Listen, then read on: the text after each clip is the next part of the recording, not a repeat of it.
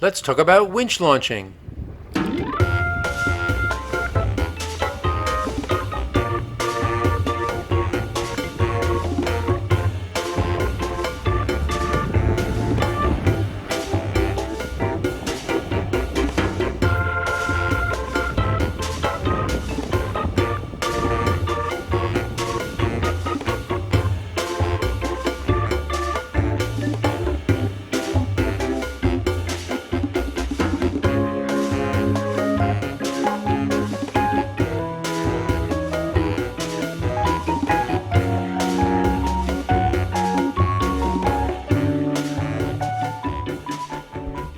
Okay, for comparison purposes, let's first take a look at an aerotow.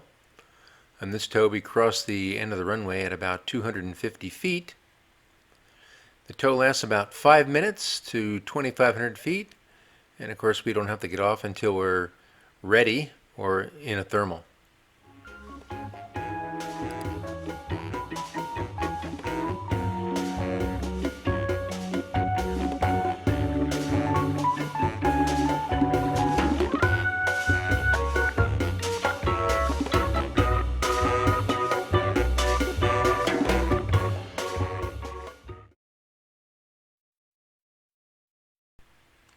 Okay, now let's take a look at a winch launch. Same glider, same runway, and here we cross the end of the runway at 1,200 feet, about 1,000 feet higher than the tow.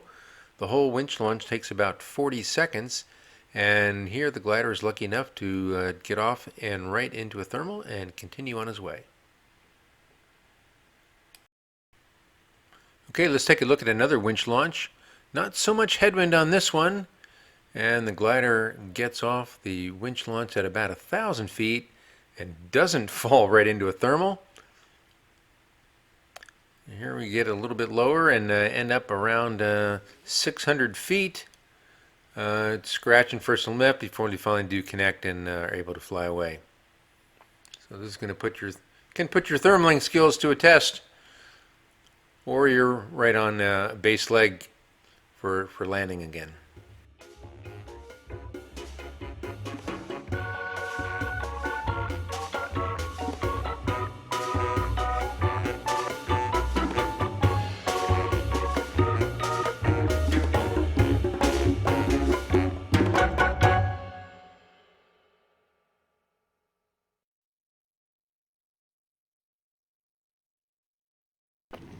Well, as you can guess, winch launching can be a lot of fun.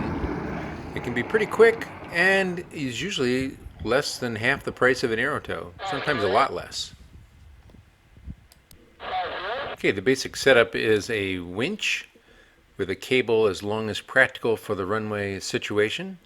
At the end of that is fitted a drag chute, a weak link, and then a section of rope with the standard connection to the glider. The hookup is done using the CG connection and never the one in the nose. The pilot informs the winch of the target speed for the tow and to take up slack in the line. Winch Juliet Sierra, target speed 6.5, take slack. 6.5, taking slack. Once the slack is out and the glider begins to move, the go signal is given. Go, go, go.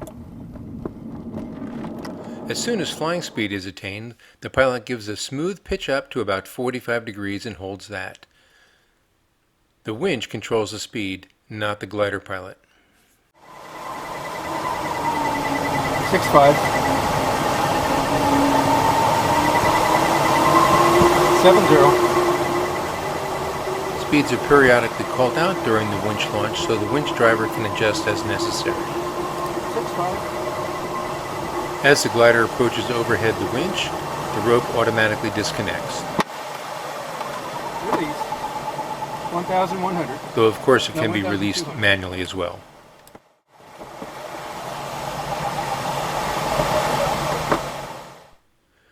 Let's look at some common errors.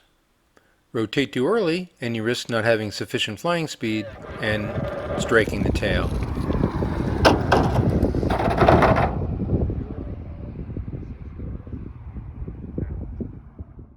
Delaying the go command or a late pitch up wastes valuable winch launching space. Go, go, go. Eastbound on Alpha.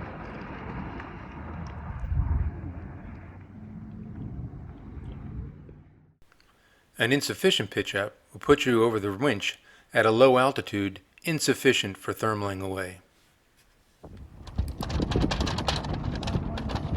5. Pull back harder.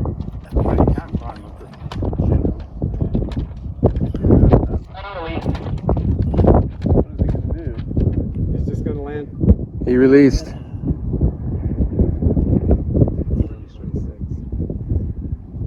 Now we wish the watch wasn't on the runway. Yeah, that's a good point. Is he going to come all this way back? What's he going to do? He's going to take the taxiway. Is he going to land downwind? Downwind on the taxiway. Watch out.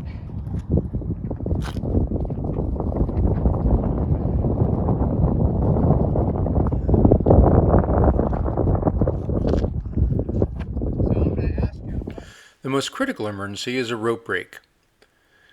Due to the high deck angle and low initial airspeed, a near zero G pitchover is required to avoid losing additional airspeed and risking a stall.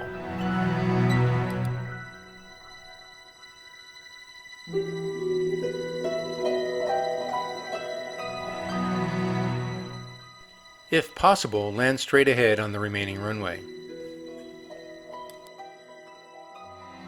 If a landing straight ahead is not possible, and a turn back downwind is not advisable, an overhead 360 may put you back in a position to land on the remaining runway.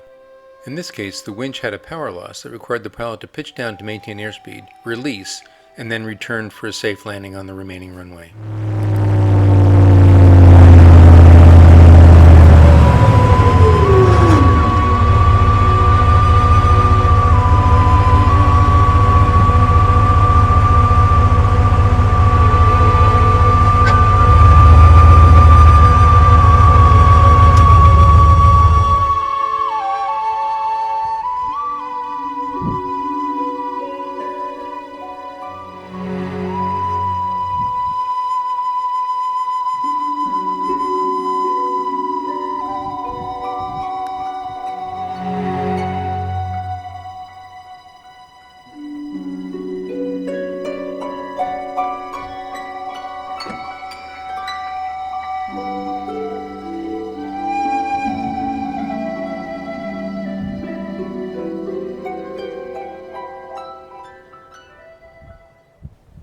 Well, I hope this introduction has piqued your interest in winch launching, and you seek out an opportunity to add this to your soaring skill set.